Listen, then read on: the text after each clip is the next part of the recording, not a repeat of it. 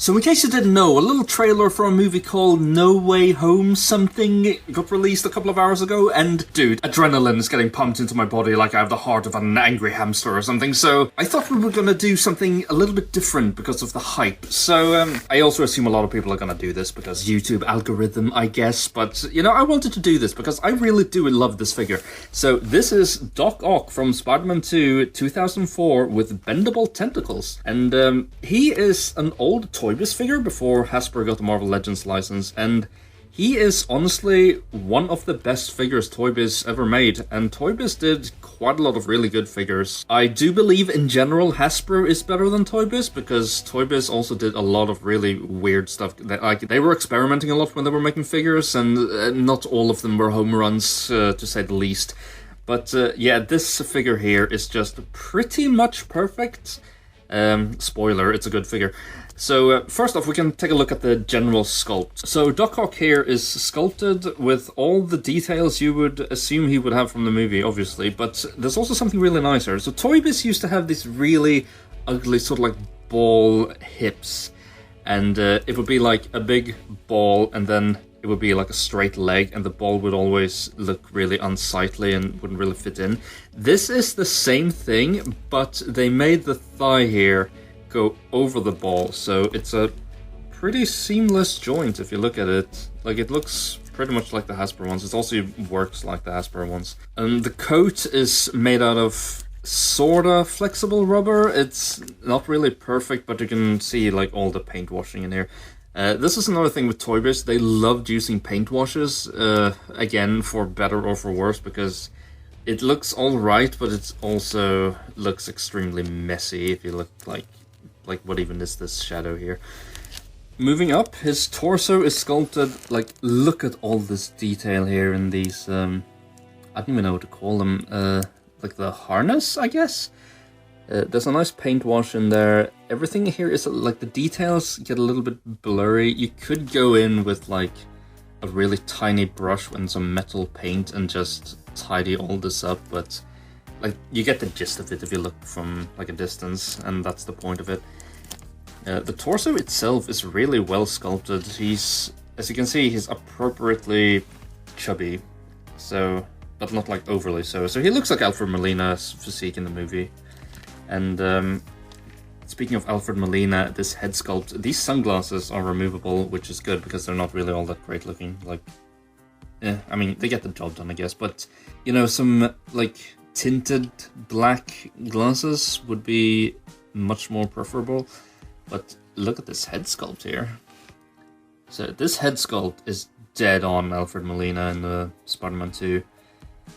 The hair, I think, is a little bit inaccurate, but spoiler, it's actually really accurate to No Way Home. What was that? Did you guys hear something? Okay, never mind. Moving on. Now, let's get onto the really juicy part. So, it says Doc Ock with bendable tentacles, and man, these tentacles.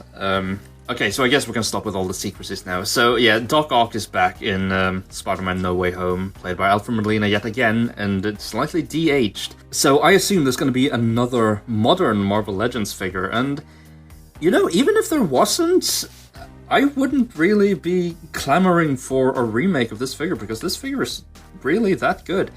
I don't think Hasbro is going to be able to top these tentacles. Like, I'd love to be wrong on this, but these tentacles are amazing. Like the descriptions say, they are bendable, but they haven't showed any signs of cracking whatsoever, and this figure is like maths. It's 17 years old now, and there's no damage to these tentacles at all. And each little claw here is individually articulated, so you can get some nice expressions out of them, like in the movie. Especially, I love these tiny ones up here. I didn't actually realize the bottom ones were this different, because I thought they all just sort of looked the same.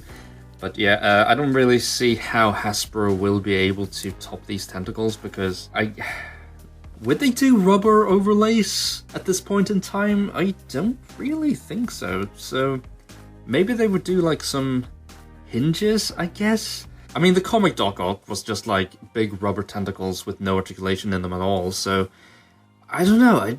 I'm not really sure if Hasbro are going to be able to beat this. I mean, I assume they're going to do better sunglasses, and I'll probably pick it up just for that. Maybe the head sculpt, because Hasbro has been killing it with the head sculpts and the paintwork recently. But yeah, so this figure is pretty much perfect, I would say. There is one issue. He's a little bit back heavy because of these massive tentacles.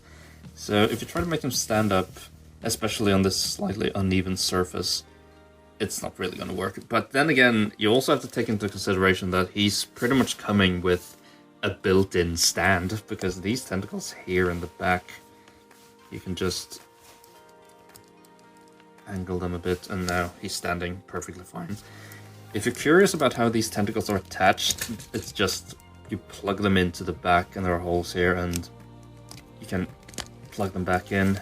It makes a nice little sound, and everything is completely solid. I guess it's also worth to note that I don't think he ever actually has this look in the movie. Like, I don't think he's ever without a shirt. Because I think usually he has some sort of dress shirt on, but yeah, I don't know. It doesn't really bother me all that much.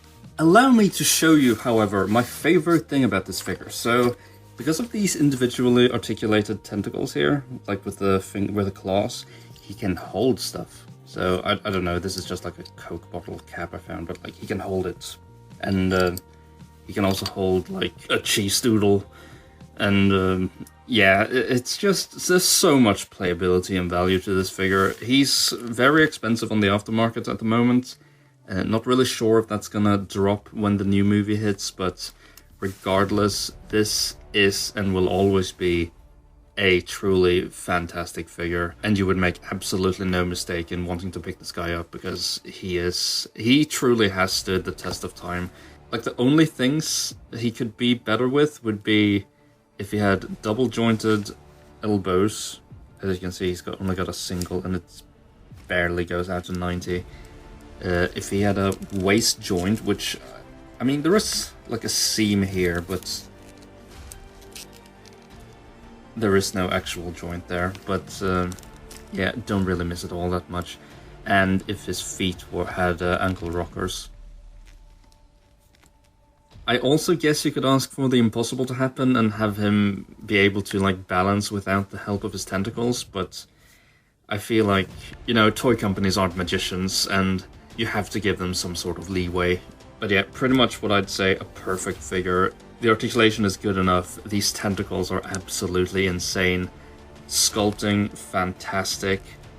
And like we mentioned earlier, the Alfred Molina likeness, just fantastic.